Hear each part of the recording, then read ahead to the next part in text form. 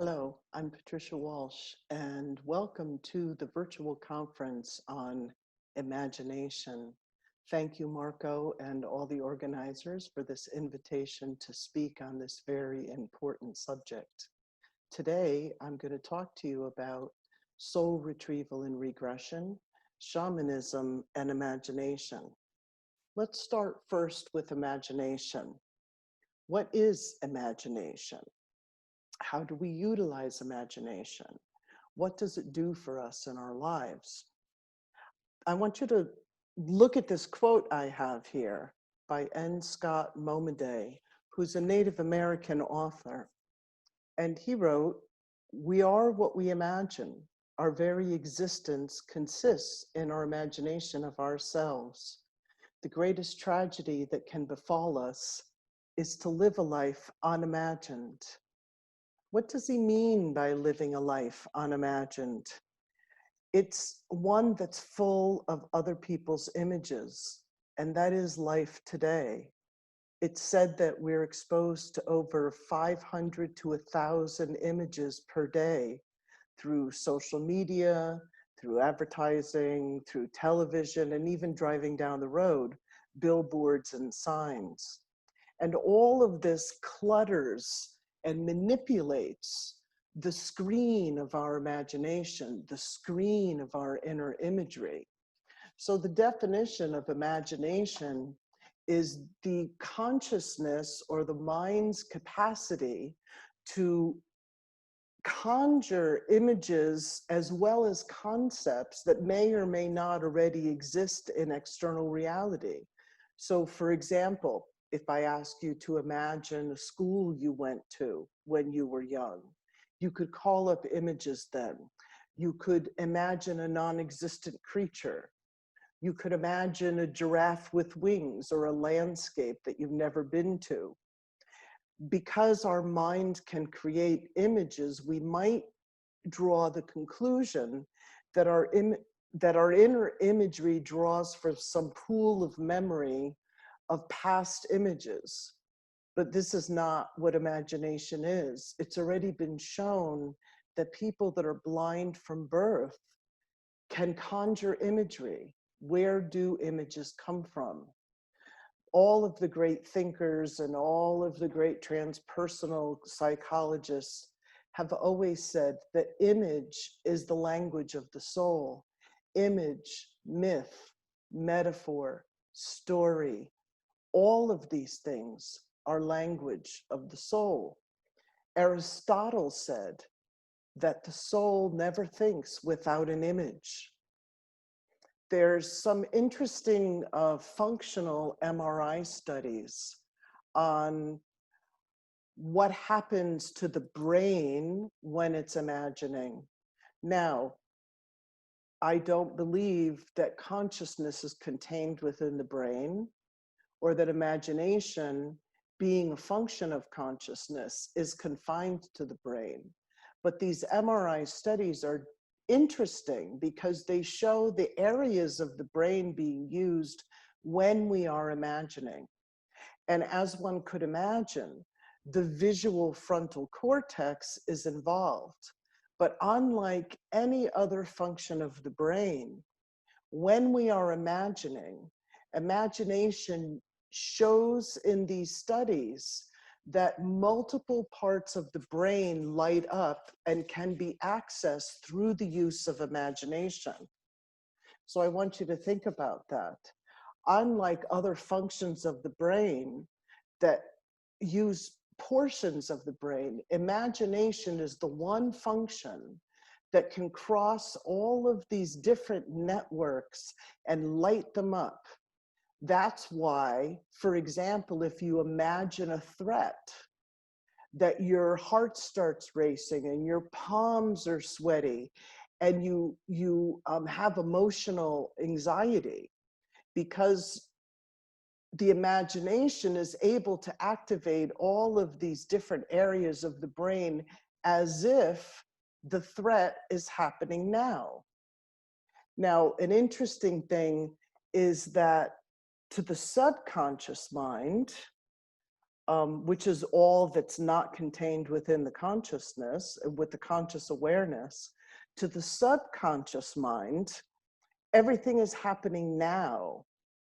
So our imagination can pull things from the subconscious into the present as if they're happening now. This is something that we learned and that we use in deep memory process, or DMP.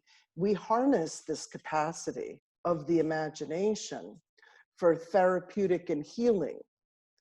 It doesn't matter if past lives are real or not, because again, to the subconscious, everything is happening now.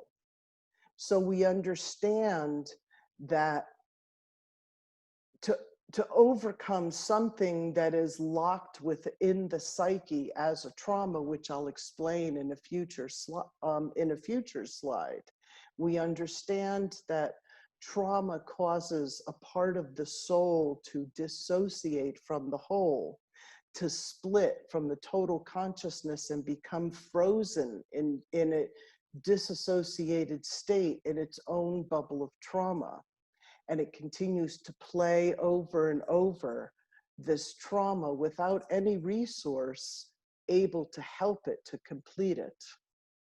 I'm going to talk more about this later, but this activation of this, or this frozen part of ourself that can become dissociated from the psyche, can be imagined back into wholeness.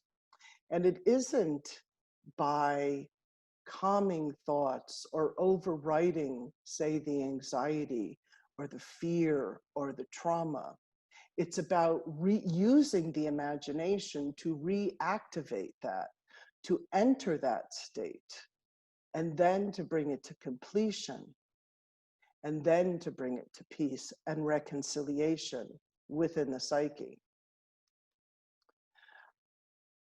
The Hermetic axiom, the basis of alchemical work, ancient alchemical work, and psychological alchemical work, is as above, so below, as within, so without.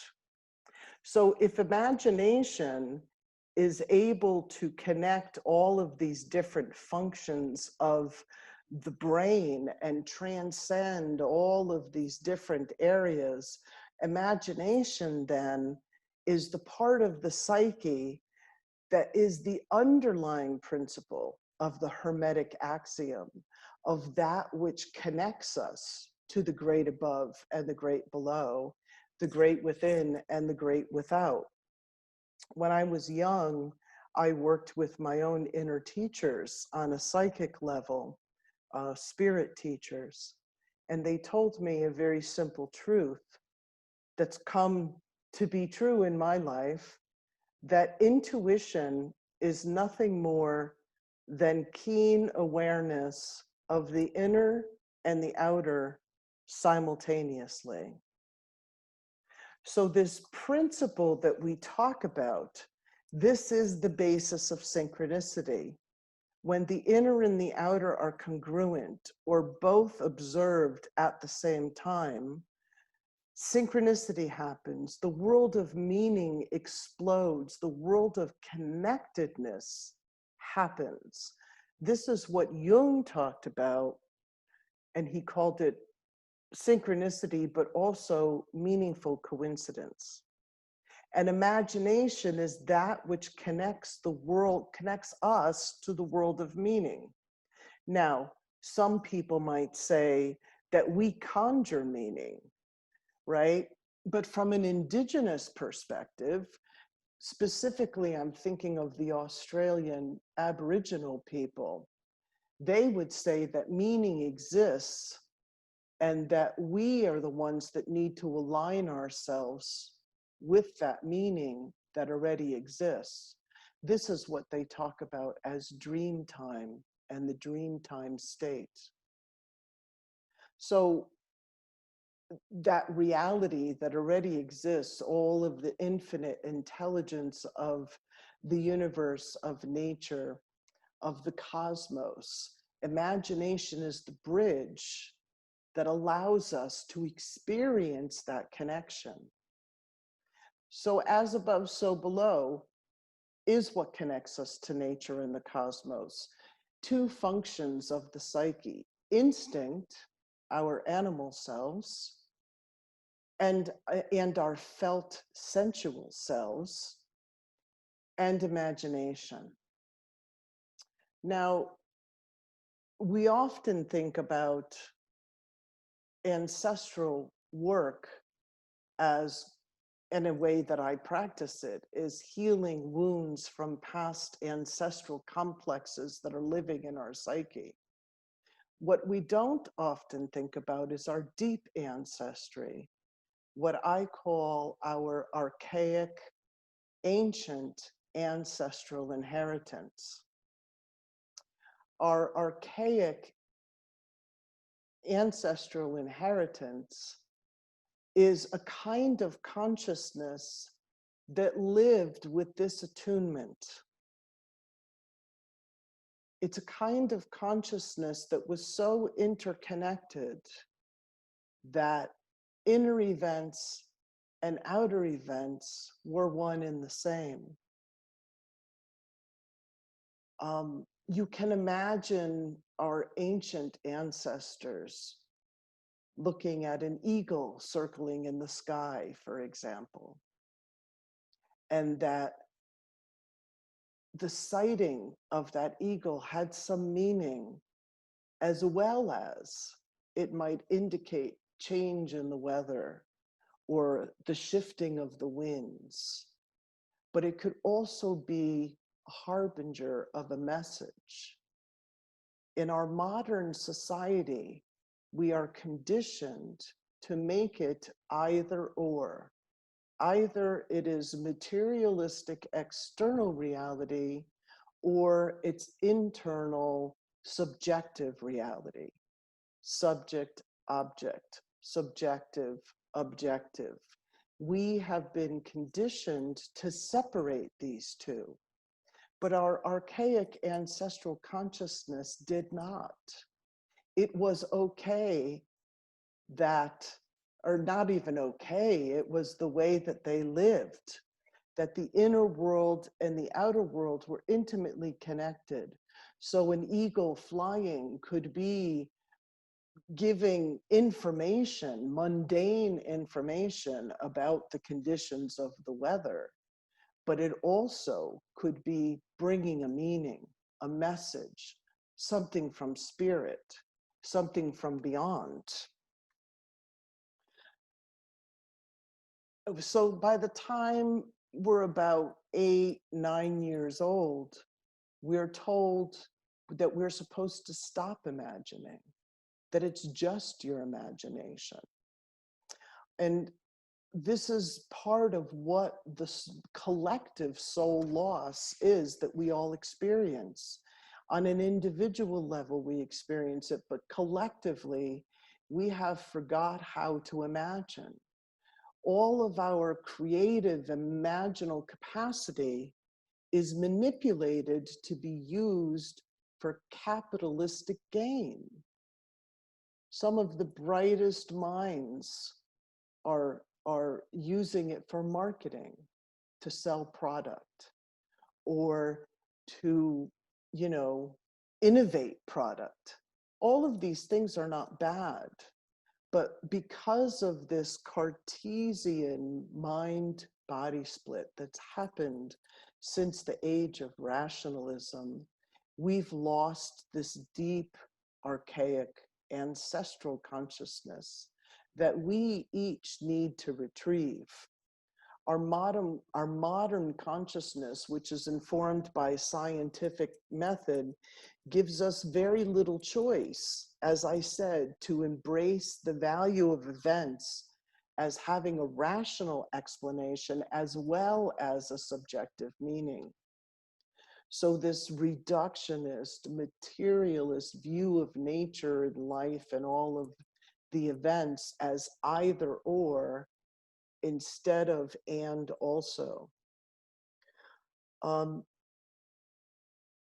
When we function in that space, of clarity, when we function in that space of imagination, we are open to the deeper wisdom that lives within us, that is exactly the wisdom of the cosmos. Jung said that the thinking of Plato and Descartes led us to believe that when we said a word like spirit, that we think of something supernatural. Something supernatural means beyond the natural world. So think about it. This is how our modern society classifies anything that comes from imagination, or anything that we might term as within the psychic realm or of the subjective world, as supernatural, beyond natural, as if the natural world was a lower order of something that needs to be surpassed, as if the natural world was something that was lacking spirit. So let me talk to you a little bit about the model of the human psyche as was proposed by Freud. This is what they call the iceberg model. And it breaks our consciousness into three categories, or the totality of the human psyche into three categories: the rational, the preconscious, and the irrational, or the subconscious. So we have the conscious level, the subconscious level, and the unconscious level. As you can see in the iceberg model, this, what we are aware of, what I call daytime consciousness, is only 10 to 20% of the whole of our consciousness. So I've given my own classifications to these three levels. They can roughly correlate to the three worlds of shamanism, although these two, daytime and twilight consciousness, relate a lot to what shamanism would call the middle world, the here and now. The superconscious would relate to the higher world, and this would be the underworld or the lower world. So my three classifications are simple: daytime consciousness, twilight consciousness, and nighttime consciousness. So daytime consciousness is simple to understand. Think of it when it's daytime. The light is bright, things are easily discerned, you can navigate, you can, easily function in the world because everything is clearly seen. This is our rational mind, right? And our rational mind rather likes being in control. It rather likes us to think that what is perceived through the rational mind is all that there is. Some people would associate this with another term called ego and our ego selves. But more importantly, it is a function of survival. Your rational mind is highly invested in helping you navigate the world. So it serves a purpose. But we in our society, as I said, with the Cartesian mind-body split, have made this the whole of our reality. Now, Freud defined this middle space here as the preconscious. I call this twilight consciousness. And when you think of twilight, say, happening at dusk, when the sun is setting, twilight consciousness is when things get shadowy. You can still make them out, just like at dusk, but everything takes on more of a dreamy quality. Shapes are not so clearly defined. There's less contrast. And in Twilight Consciousness, this is a membrane, let's say, is another way of saying it, that separates the conscious mind from the subconscious, from being subsumed from all of these things that are contained within the subconscious. To Freud, he talked about the subconscious, this largest part of his model, that contains fears and violent motives and unacceptable sexual desires or anything we don't want to be aware of, irrational wishes, immoral urges, shameful experiences, and selfish needs, anything that we are not identified up here as I, right? I am something very clear, very rational. This part of the consciousness likes to keep things consistent, right? We don't want to wake up the next day a totally different person. We don't want to change who we are minute to minute. We like consistency. This is a function of the rational mind, and it's a reasonable function of the rational mind. Because if we allowed all of this, we became subsumed by all of this, we would be inconsistent or irrational. This is nighttime consciousness. And when you think of nighttime, this is when we dream, right? This is when all of those, you can be laying in bed and you hear a noise and all of a sudden your imagination goes crazy. Was that a bear? Was that somebody breaking into my house, right? These are the things that, because this part of the consciousness in nighttime is released more, we have more access to it. So the interesting band in Freud's model here, the interesting level in Freud's model is this subconscious level, or what I call the pre-conscious twilight space. This is like the shore where the wave meets the sand, right? And so the deep sea is like the subconscious.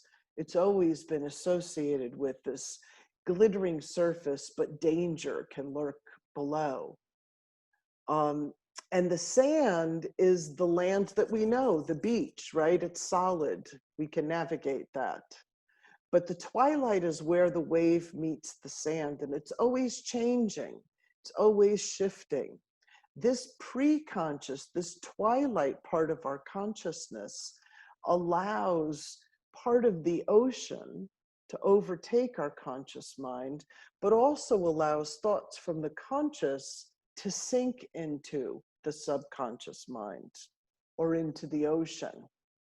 So this mixture, this twilight space, is where light and dark mix. It's where conscious and subconscious mix. And for most of us, this twilight space, this pre-conscious space,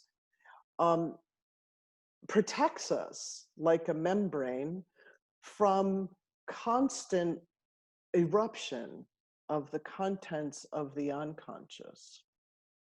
Now, Freud and Jung, as you know, had a split in their thinking. And one of the prominent splits that Jung made from Freud was this addition here.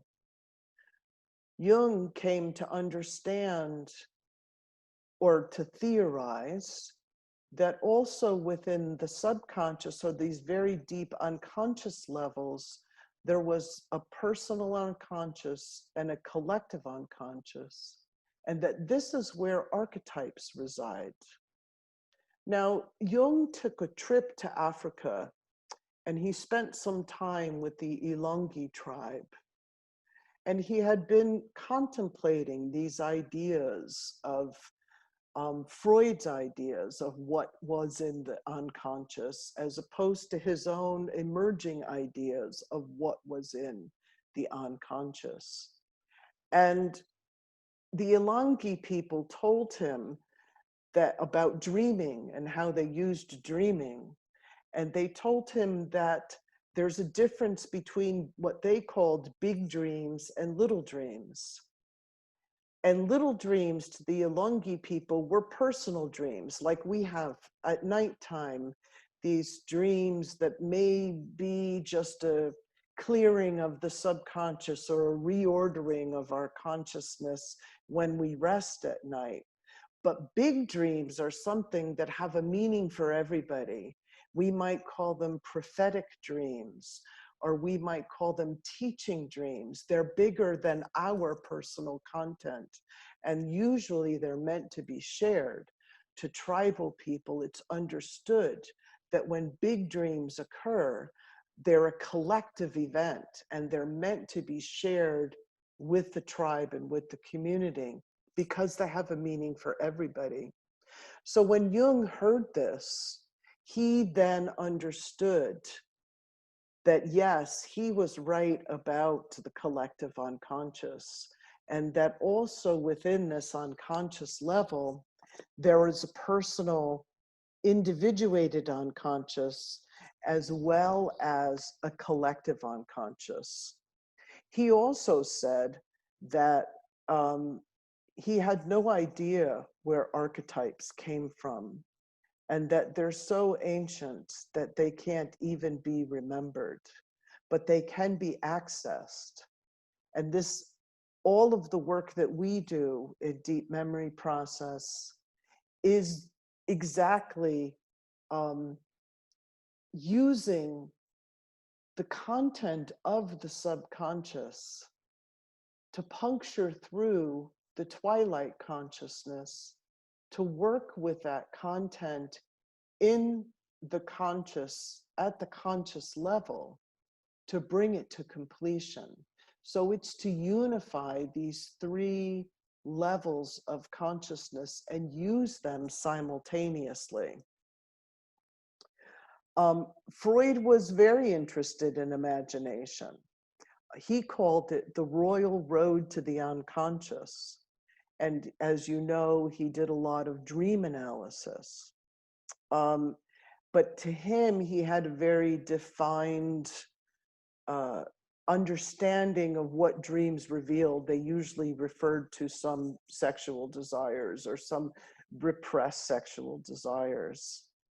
Again, Jung understood this in a much deeper level, which is where he engineered or imagined the technique of active imagination, and understood that imagination is a way to navigate these three realms of consciousness.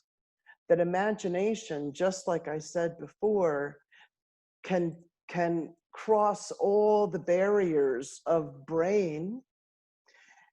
Imagination is the bridge for us to connect the inner world and the outer world and the upper world and the lower world. And Jung understood that imagination is the bridge and the way to navigate all of the realms of the human psyche, including the collective and the archetypal. Okay, I'd like to share an exercise with you, but it's something you'll have to do on your own time because we're using subtitles and you'll have to look at the screen to see what I'm saying. And this is a kind of exercise that you'll want to do on your own. But I'll tell you about it. It's very simple. What you do is you pick a point in the room, say across from you, a single point on the wall or on a painting or something, and you just focus very intensely on that one spot. And just keep your consciousness there on that one spot, ignoring everything else and really hard focusing your awareness. And you do that for a minute or so. And then what you do is you start to soften your vision and your awareness. So while you've been hard focusing on this one point, and then you start to soften your awareness and your vision to bring in your peripheral vision while you're still looking at that spot. So when you try it, you'll look at this spot for a minute or so, and then soften and bring in your peripheral vision. And when you do that, what you'll notice is how your mind opens with your visual field. This is a very simple way to experience twilight consciousness, right? To be in this space between the worlds.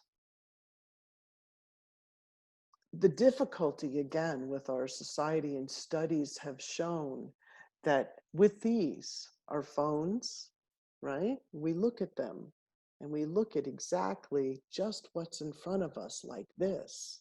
And we're staring at our screen and there's no peripheral vision. Have you noticed this? Somebody looking at their phone, you can walk up to them and go, hello, and they, oh, they're so focused here. This is what is also kind of part of what has disconnected us from all of this potentiality, because this is also what Jung understood, this potential, that it's not just negative things that are repressed into the subconscious, but all of our creative potential exists here. And in fact, one might say that Jung's perspective of the unconscious is synonymous with soul. And as I said, soul speaks in images, right?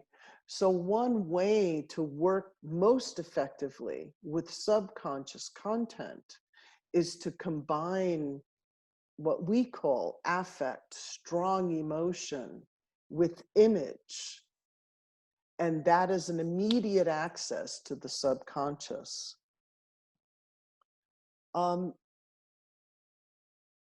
Let me go and give you an example of when we're talking about keeping in mind that the subconscious can contain these split off parts of ourself that may become separated from the consciousness, is what shamans call soul loss.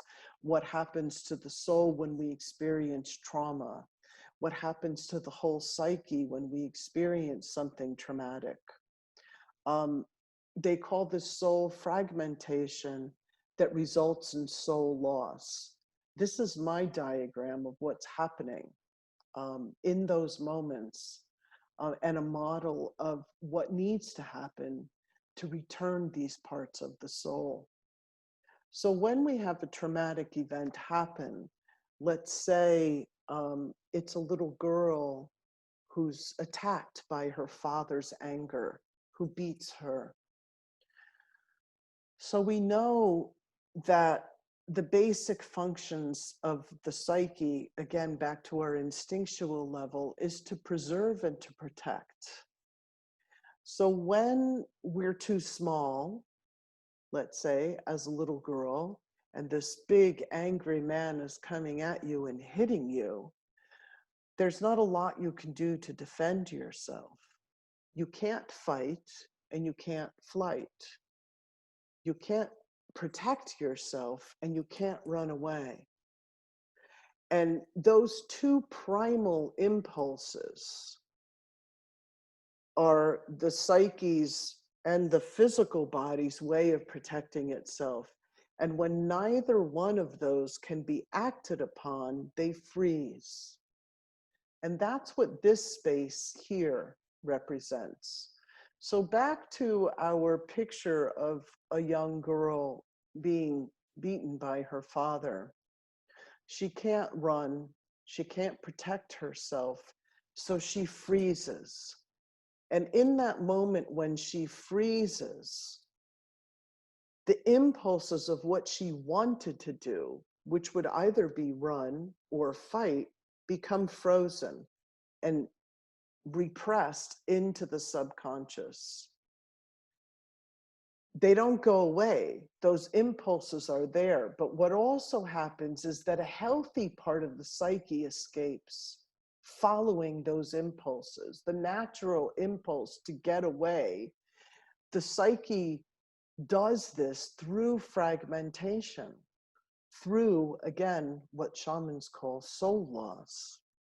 And what leaves is a healthy life source. It's a life, it's a potentiality. It leaves because it needs to be protected. So little girl's being beaten by father and she can't get away. So a part of her psyche splits, a terrified part of her psyche splits. And maybe you've heard of this before. People experiencing trauma talk about watching it from the ceiling, or having imaginings of going out of windows, or flying in treetops, or going to the beach, or someplace else that's safe. This is the part of the soul that leaves. And it usually brings with it some healthy life force. It's usually a part of the psyche that needs to be protected. It may be innocence. It may be it may be will. Usually it's a part of the will. So now we have these impulses that were unable to be acted upon, that because they were so strong and traumatic, force this part of the consciousness to flee, to run away. Now, this part of the consciousness does not come back on its own. This is what we understand in complex trauma. This is the cause of PTSD, of post-traumatic stress syndrome. This part of the psyche remains frozen in its own bubble, and it stays within feeling the affect of this that's unfinished. All of those impulses. And then around those very primal impulses of fight or flight are stored, like you can say the memory of that incident is stored as traumatic thoughts, feelings, and emotions. So what the little girl was thinking at the time, what she was feeling at the time, I'm bad, I can't fight, I'm no good, he's right, I'm wrong. That may be one example of what she's thinking. She may also be thinking, I want to kill him, but I can't. All of those thoughts and feelings form like a ring around these very primal impulses, and they're connected to these very primal impulses. And then the outer ring forms defenses, common defenses that we all have, which protect us from re-experiencing and re-feeling the pain of that trauma. It's what holds it blocked off from the rest of the psyche. It's like a wall, like the moat around a castle, right? Or a wall around a garden. So these common defenses we often have in traumatic moments are defenses like numbing, right? Numbing our sensual selves, or shutting down, just going blank. They can be denial. It didn't happen. It really wasn't going on.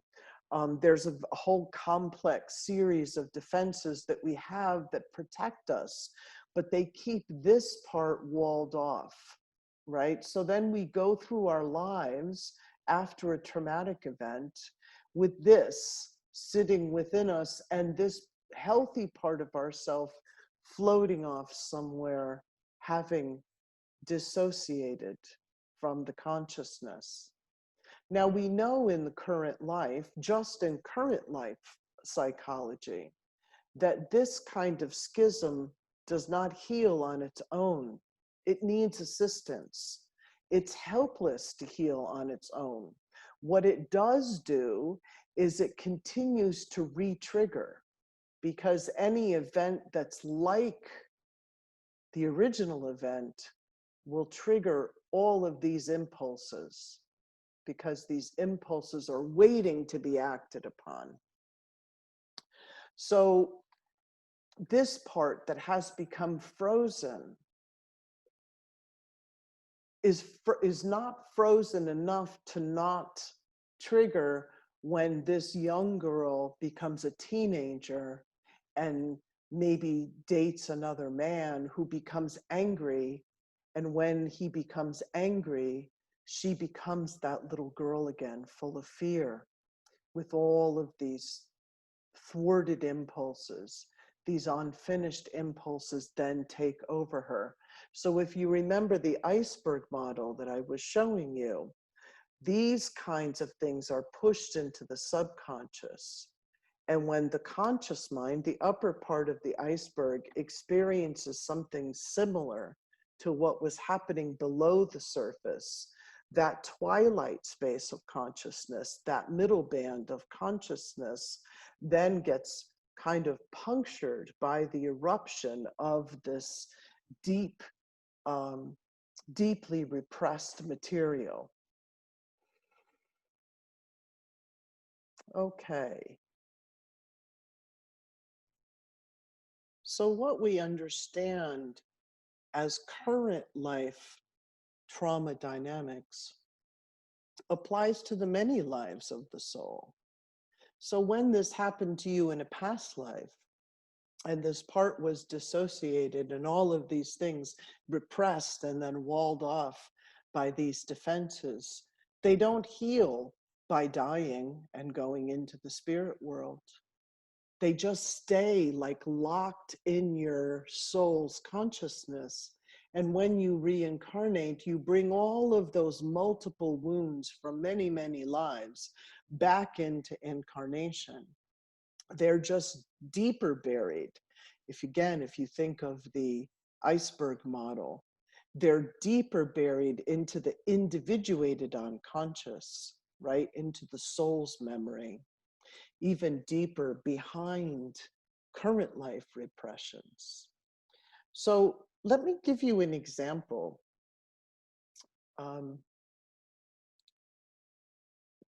I worked with a client who was divorced. And even many years after his divorce, he was still terrified of his wife.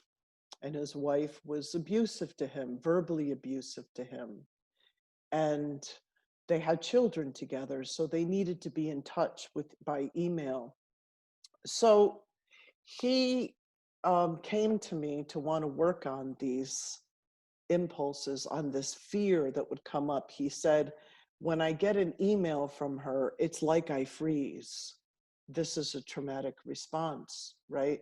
This is indicating that a part of himself has gone away and is stuck in this reaction. So when he was describing to me, I said to him, well, tell me what happens when you get an email.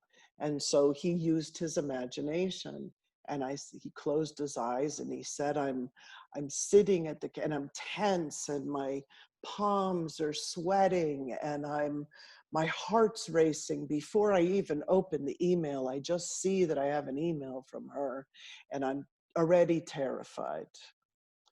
So I said to him, and this is a magic phrase that we use in deep memory process. I said to him, that feeling is as if, finish the sentence, no matter how irrational. Because in my work, I always say that when we hit the irrational, we're in the terrain of the soul, right? Again, think of the iceberg model. When we say something irrational that's out of the conscious mind context, out of that 10 to 20% of the top of the iceberg, we are in the deep terrain of the soul. So I said to him, no matter how irrational, it's as if what's happening. And he said, the image came immediately from his subconscious, the deep recess of his subconscious from his soul.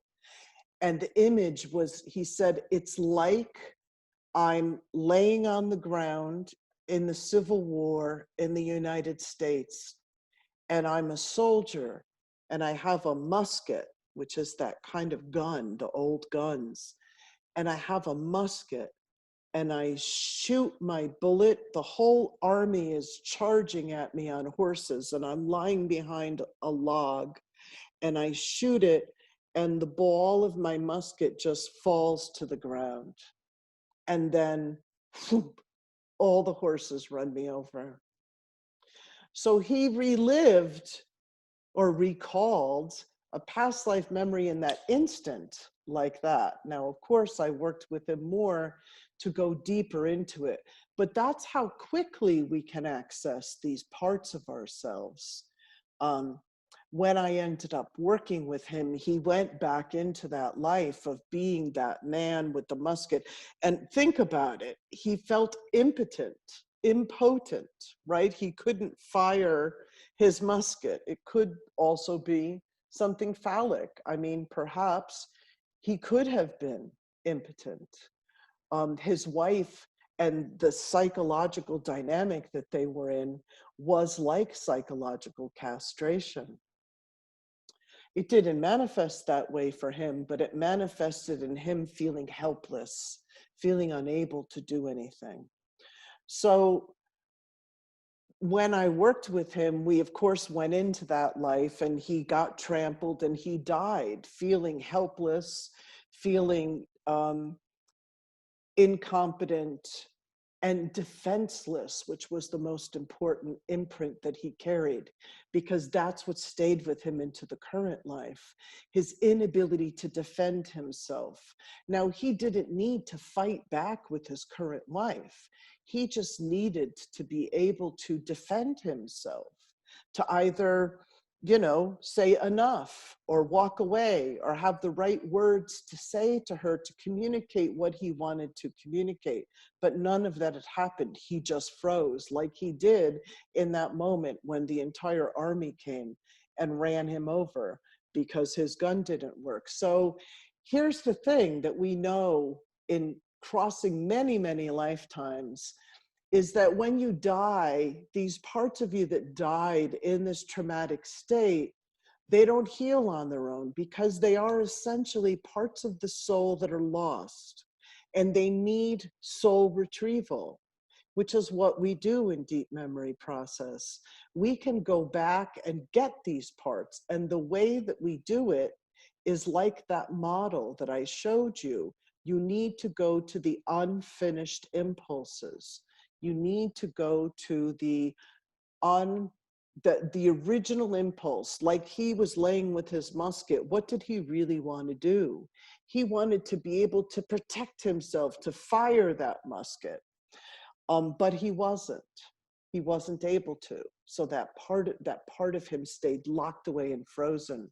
So in our work, what we do in DMP is I can have him reenact that. I can have him in the afterlife, now that that part of his soul is laying there defeated. We can find these resources, right? And the resources, they may be spirit animals, they may be spirit beings, they may be healing that he needs to receive, that part of his soul hadn't received, so that it can muster its own resources and finish what he was unable to finish. So in that moment after death, I have him do that. And what was really beautiful in this session was that I asked for a spirit animal to come that might be helpful to him. I didn't make a suggestion of what animal, but this is the beauty of imagination. This is the beauty of the human psyche and the soul's potential. It's so beyond the rational mind, or what we can accomplish with the rational mind. So I asked this animal to come, and he said, "Oh, it's a buffalo." And I said, "Oh, what is that buffalo doing?" And he said, "This huge, massive buffalo is coming and standing next to him and stamping its feet." And the buffalo was communicating the energy to him of stand your ground. So we worked with the spirit of buffalo and him in his past life, soldier self, where he could stand up and feel buffalo energy. It wasn't a lion that was going to rip somebody apart. It wasn't something fierce. It was something strong and solid. And that was exactly the energy he needed. That was exactly the part of his soul that had left, the part of him that knew how to be solid, right?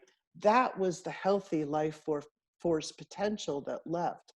So just by doing this with him in the afterlife, working with this lost part of his soul and regaining this healthy life potential, that was a soul retrieval across not just this lifetime, but other lifetimes. And we do this over and over in our work, and find that just as we know that these parts of the soul stay lost, they recreate the trauma, the same trauma, over and over, life after life. And when we can, like this soldier, get the resources and parts of the soul back that we need that have become lost, like he did, the ability to stand one's ground, to be solid, just quietly say no, to be whole enough to be able to do that.